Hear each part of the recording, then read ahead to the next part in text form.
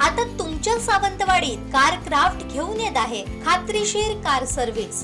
Maruti Suzuki car सर्व्हिसिंगचा मुंबई आणि ठाणे येथील 20 वर्षांचा प्रदीर्घ अनुभव आता आपल्या सेवेसाठी सज्ज.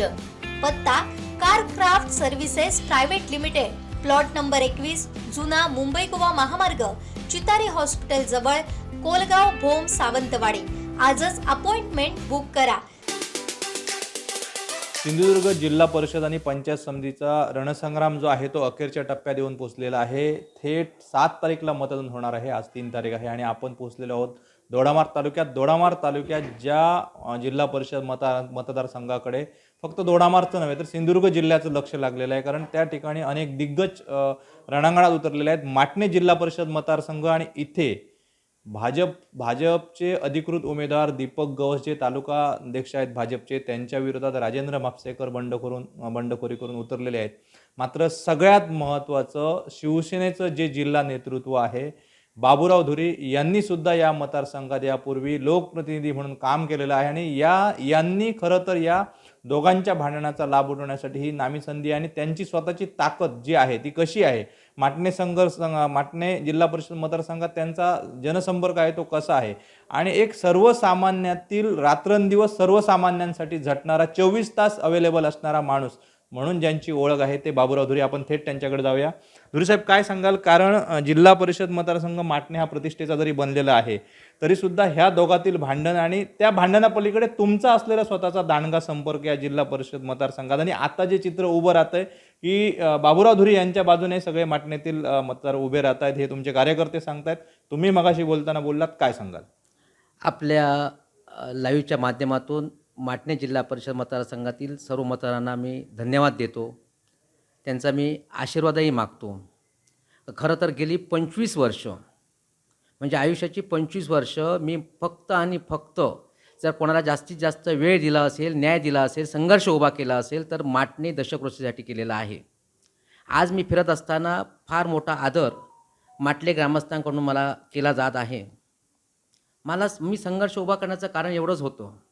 आज तक अनेक नेते आले, विविध माध्यमांच्या निवडणुका आल्या, आश्वासनं दिली गेली, परंतु माटणे दशक्रोशीसारखा भोळाभावडा मतदार ह्या जिल्ह्यामध्ये कुठेही नाही. प्रत्येक वेळी त्यांची फसवणूक केली गेली. मात्र फसवणूक केली असतानासुद्धा मी कुठच्याही संस्थेवर ह्या ठिकाणी लोकनियुक्त सदस्य नसतानासुद्धा त्या लोकांना प्रामाणिकपणे न्याय देण्याचं काम, त्यांना वेळ देण्याचं काम मी आज तगत करत आहे. मला खात्री आणि विश्वास आहे की सर्व मतदार हे माझ्या ह्या ठिकाणी पाठीशी आहेत आणि येणाऱ्या काळामध्ये विजय हा निश्चितपणे मशाल ह्या निशाणीचाच आहे. नक्कीच. अजून बाबूराव धुरी साहेब, तुम्हाला एक प्रश्न महत्त्वाचा, कारण कोरोना काळ जो होता तो या सगळ्या माटणे पंचकृषीसाठी नाही तर अवघ्या जगासाठी एक मोठा संकटाचा काळ होता आणि या काळात सुद्धा आपण या पंचकृषीसाठी, या दशकृषीसाठी ठाण मांडून होतात, रात्रंदिवस ग्राउंडवर होतात. आम्ही बघितलेली होती तुमची त्यावेळीची धडपड. अनेक लोक सगळ्या सोयरांची साथ सोडत होते, मात्र आपण जो कोण अडलाय त्यासाठी उभे राहत होता आणि आज अनेक संकटात, अडीअडचणीत, आरोग्याच्या दृष्टीने असू दे, सगळ्या दृष्टीने असू दे, आपला माणूस बाबूराव धुरी अशा पद्धतीने जी एक तुम्ही प्रतिमा निर्माण केली त्याचा फायदा तुम्हाला कशा पद्धतीने होईल? आज संपूर्ण तालुक्यामध्ये सत्ताधाऱ्यांनी मला चक्रव्यूहामध्ये घेरण्याचा प्रयत्न केलेला आहे. पण एक सांगतो, कितीही चक्रव्यूहामध्ये जरी वेढण्याचा प्रयत्न केला तरी दोडामार्ग तालुक्याची मतदार सुज्ञ आहेत, माटणे मतदारसंघाचे मतदार सुज्ञ आहेत आणि निश्चितपणे ह्या चक्रव्यूहातून सुद्धा मी यशस्वी बाहेर पडेन आणि पुन्हा एकदा पूर्ण ताकदीनिशी माझ्या माटणे पंचक्रोशी आणि संपूर्ण मतदारसंघासाठी माझं कार्य चालू ठेवीन. कोविड काळ हा अत्यंत खरं तर माणसाची कसोटी होणारा काळ होता. नातेवाईक जवळ नव्हते, मुलगा आईकडे नव्हता, आई मुलग्याकडे नव्हती, बाप मुलीला मानत नव्हता. अशा कठीण काळामध्ये सुद्धा मी माझ्या स्थानिक जनतेबरोबर राहिलो. कुठचीही मी पर्वा केली नाही. कोविड काळामध्ये जी माझी मुलं गोव्यामध्ये होती त्यांच्यापर्यंत नेऊन धान्य पोचवणं, त्यांच्यापर्यंत नेऊन पैसे पोचवणं, त्या कठीण काळामध्ये त्या मुलांनासुद्धा आईपर्यंत नेऊन पोचवणं, त्यांच्या कुटुंबापर्यंत पोचवणं, हे काम आम्ही केलंच. कोविडमध्ये ज्या ठिकाणी क्वारंटाईन केलेली होती ITIमध्ये, आज मी ज्यावेळी फिरतो ते घराकडे गेल्यानंतर ते सांगतात, नमस्कार धुरी साहेब, तुम्ही येण्याची गरज नाही, की कोविड काळामध्ये तुम्हीच आम्हाला नाश्ता पाणी देत होता, आम्ही कधी विसरू शकत नाही. आजही ती लोक मिठी मारून मला सांगतायत, धुरी साहेब आम्ही तुमच्या समवेत आहोत आणि हाच खऱ्या अर्थानं माझा विजय आहे.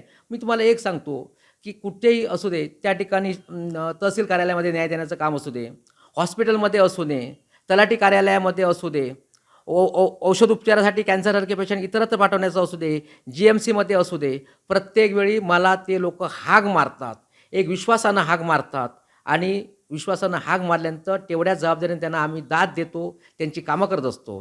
त्यामुळे निश्चितपणे ह्यावेळी पोचपावती मला मिळेलच. मात्र तुम्हाला मी एक सांगू इच्छितो, दोडामार्ग तालुक्यामध्ये माझं सरकार नसतानासुद्धा 11,000पेक्षा जास्त युनिटचं धान्य मी स्वतः त्या लोकांना चालू केलेलं होतं. दोडामार्ग तालुक्यामध्ये एकही शिधापत्रिका अशी नाही की ज्यांचं धान्य चालू नाही आणि सर्व श्रेय खऱ्या अर्थानं ते मला आज जनता देत आहे. आणि मी तुम्हाला एक खात्रीपूर्वक सांगतो की मी केलेल्या कार्याची पोचपावती मी ज्यावेळी घराघरामध्ये जातो त्यावेळी म्हणतात की अपक्षाने राहण्याची गरज नव्हती, त्या उमेदवारांना राहण्याची गरज नव्हती. धुरीसाहेब तुम्हाला बिनविरोध लोकांनी निवडून देणं गरजेचं होतं. पण असू दे, आज विरोधकांना असं वाटतंय की पैसे आम्ही देणार आणि निवडून येणार. पण तुम्हाला एक सांगतो, तुम्ही एकदा विकत घेतला, दोनदा विकत घेतला, तीनदा विकत घेतला, आता तुम्हाला माटणेचा जो जिल्हा परिषद मतदारसंघ आहे तो कोणालाच विकत घेता येणार नाही. इथली जनता सुज्ञ आहे. प्रत्येक वेळी तुम्ही सांगितलं की माटण्याला पाणी देऊ, झरे अंबरला पाणी देऊ, उसपला पाणी देऊ, कुठं पाणी दिलं? आज लोकांच्या पिण्याची वानवा एवढी आहे, ज्या लोकांच्या त्यागातून खऱ्या अर्थानं तिलारीचं धरण उभं आहे त्या पुनर्वसनला कुठं पाणी मिळालं, पाठी गावाला कुठं पाणी मिळालं, झरे अंबरला कुठं पाणी मिळालं? फक्त आणि फक्त फसवणूक झालेली आहे. माटणे दशकृषीमध्ये ह्या अगोदर जर पाणी मिळालं असतं तर 80%पेक्षा ज्या जमिनी विकल्या गेल्या त्या लोकांनी जमिनी विकल्या नसत्या, त्या पुढच्या पिढीसाठी राहिल्या असत्या. मात्र फक्त आणि फक्त मतासाठी वापर करायचा, स्थानिक पुढाऱ्यांना हातीशी धरायचं, पैशाचा वापर करायचा आणि मतं विकत घ्यायचं, अशा प्रकारचा दुष्ट हेतू आजपर्यंत ज्यांनी केला त्यांना ह्यावेळी मात्र मतदार धडा शिकवल्याशिवाय राहणार नाहीत, अशा प्रकारची माझी पूर्ण खात्री आहे. तुम्ही जे आत्ता सगळे आरोप केलेले आहेत की सत्ताधाऱ्यांनी जे खऱ्या अर्थाने 15 वर्षात करायला पाहिजे होतं ते केलं नाही, पण तुमचाच हा प्रचार आज सत्ताधारी मंडळी सुद्धा जे बंडखोरी करून अपक्ष उमेदवार म्हणून उभे राहिले त्यांच्या विरोधात करतायत. या सगळ्या गोष्टीचा कशा पद्धतीने आपल्याला या सगळ्या निवडणुकीमध्ये एक फायदा होतोय? आज मी सकाळी 7 वाजता खरं तर वजऱ्यामध्ये गेलेलो होतो. तर मला ते भाऊ म्हणतात, धुरीपेक्षा भाऊ म्हणतात, तर ते म्हणलं की तुम्ही धुरी येण्याची गरजच नाही भाऊ, आम्ही तुमच्या समवेत आहोत. तुम्ही इथं पोचला नव्हता पण आम्ही तुमचा प्रचार करत आहोत. तुम्ही आमचं हे काम केलं, दुसरा म्हणतो तुम्ही आमचं हे काम केलं, तोच खरा माझा प्रचार आहे. आणि मी तुम्हाला एक सांगतो की माटणे दशकृषीमध्ये प्रचाराची काही गरज नाही. काल मी विर्डीमध्ये होतो, विर्डीमध्ये सांगितलं धुरी ह्यावेळी तुम्ही मदत केलेली आहे, त्यावेळी मला मदत केलेली आहे. म्हणजे प्रत्येक गावामध्ये खऱ्या अर्थानं प्रचार माझा लोकच करतायत, मी उमेदवार नाही आहे. इथला सर्वसामान्य गरीब माणूस, गरीब मतदार हा उमेदवार आहे आणि त्याच भावनेतून प्रत्येकजण आज ह्या ठिकाणी काम करत आहे. नक्कीच ही तुम्ही एक किमया केलेली आहे. जर सर्वसामान्यांशी जी तुमची एक कौटुंबिक एक नातं निर्माण झालेलं आहे हे तुम्हाला निश्चित फायदेशीर ठरेल. पण त्याही पलीकडे प्रशासनात सुद्धा आपला दांडगा अनुभव आहे. यापूर्वी तुम्ही पंचायत समितीमध्ये अनेक वर्ष लोकप्रतिनिधी म्हणून काम केलेलं आहात. आज शिवसेनेसारख्या पक्षामध्ये सुद्धा महाविकास आघाडीच्या माध्यमातून या ठिकाणी पूर्ण जिल्ह्यात नेतृत्व करताय. मात्र सत्तेची जी एक आपल्याला आस असावी लागते, एक साथ असावी लागते, ती नाही आहे. हे सगळं असताना सुद्धा तुम्ही येत्या काळामध्ये माटणे मतदारसंघाचं जे एक विकासाचं एक तुम्ही आखणी केलेली आहे ती काय आहे नेमकं आणि कशा पद्धतीने या माटणेवासियांच्या सगळ्या अपेक्षा पूर्ण करा? कारण माटणे मतदारसंघाचं जे तुम्ही गणित सांगितलं ते वस्तुस्थिती आहे. यापूर्वी विकास हा बाजूला होता, अन्य गोष्टींवर माटणे मतदारसंघात निवडणुका व्हायच्या. मात्र आत्ता लोक जागृत झालेले आहेत, जसं तुम्ही म्हणताय तसे एक भावनिक नातं तर तुम्ही निर्माण केलं, पण विकासाचं व्हिजन हे सुद्धा या सगळ्या निवडणुकीमध्ये महत्त्वाचं असतं. आता तालुक्यावरून तुम्ही जिल्ह्याचं नेतृत्व करायला जाणार आहात, काय नेमक्या तुमच्या डोक्यामध्ये ह्या सगळ्या संकल्पना आहेत? तत्पूर्वी तुम्हाला मी एक गोष्ट सांगतो की सुरेशभाईंचा फार मोठा आशीर्वाद माझ्या पाठीशी आहे. त्यांचा जो प्रशासकीय अनुभव आहे तो सुद्धा आमच्या पाठीशी आहे. त्यांनी त्यांचे तालुका अध्यक्ष आणि त्यांची सर्व टीम या ठिकाणी आमचे संप्रमुख धावसकर साहेब ही सर्व टीम आमच्या प्रचारामध्ये आहेच. तुम्हाला मी एक सांगतो, जनतेची कामं करत असताना सत्तेची कुठेही गरज नसते. मी माटणे धनवाडीचा रस्ता, लोकांना वाटलं नव्हतं कधी माटणे धनवाडी रस्ता होईल. तळेखोल उसप खरं तर शिवरामराजेपासूनची मागणी लोकांची होती आणि मी त्या ठिकाणी शब्द दिला तळेखोलमध्ये मी रस्ता करून दाखवतो, स्वतः तो मी रस्ता पूर्ण करून दिला. त्या ठिकाणी तुम्ही जर बघितलं तर तुम्हाला एक किस्सा सांगतो मी. एक दिवशी मी वजऱ्यातून माटणेमध्ये जात होतो आणि माझी बोलोरो गाडी होती आणि त्या बोलोरो गाडीची धूळ माटणेमधून येणाऱ्या हायस्कूलच्या मुलांच्या अंगावर गेली.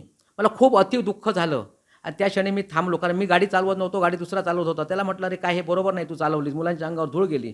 त्या क्षणी मी ठरवलं की जर कुठचा पहिला निधी खर्च जर घालेन तर तो ह्या रस्त्यासाठी घालेन आणि माटणे ते वजरे हा पूर्ण रस्ता डांबरीकरण करून गेला. कारण ती मुलं माझ्या माटणे हायस्कूलमध्ये जात असतात. ही विकासाची कामं करत असताना तुम्हाला एक किस्सा सांगतो की माटणे धनवाडीमध्ये 25 वर्ष उघडी विहीर होती आणि मी बघितलं आणि मी चकित झालो. तर ते बोलले, भाऊ हे असंच आहे. मी तुम्हाला सांगतो, दोडामार्ग तालुक्यामध्ये ज्यावेळी मी पंचायत समितीला पहिला निवडून आलो, ते पहिले पैसे त्या विहिरीसाठी खर्च केले आणि ती विहीर बांधून दिली. अनेक मुलं त्या विहिरीमध्ये पडत होती.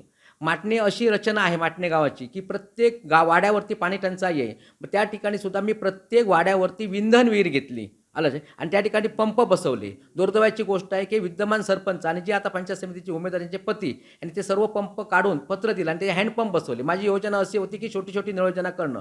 माझा फार दूरदृष्टी हेतू आहे. धनगर समाजासाठी कोळगिऱ्यामध्ये कोणी जात नव्हतं, त्या ठिकाणी त्यांना मी विंधन विहिरी पाण्याची सोय केली. माझा हेतू असा आहे की प्रत्येक माणसाला माणूस म्हणून जगण्याची संधी ह्या माटणे पंचक्रोशीची जनतेला मला द्यायची आहे. आज ज्या ठिकाणी तालुका सुरू होतो तिथं ह्यांचं प्राथमिक आरोग्य केंद्र, माटणे पंचक्रोशीचं प्राथमिक आरोग्य केंद्र कुठं मोरगावमध्ये, म्हणजे जिथं तालुका सुरू होतो त्या ठिकाणी. मग लोकांनी उपचारासाठी जायचा कुठं, बाळंतीनं जायचा कुठं, टीबीच्या पेशंटनी जायचा कुठं. टीबी पेशंट जर झाला तर आज तुम्हाला माहिती आहे की प्राथमिक आरोग्य केंद्रामध्ये उपचार केले जातात.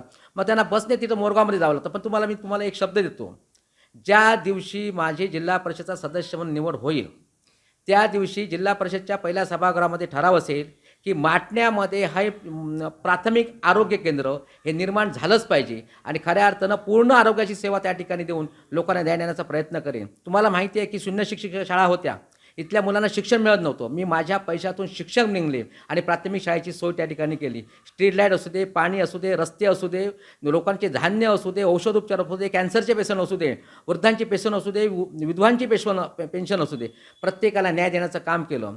मला माफ करा, एक गोष्ट तुम्हाला सांगतो, पूर्वीच्या काळी पोलिसांची वर्दळ जास्त होती माटणे दशकृषीमध्ये.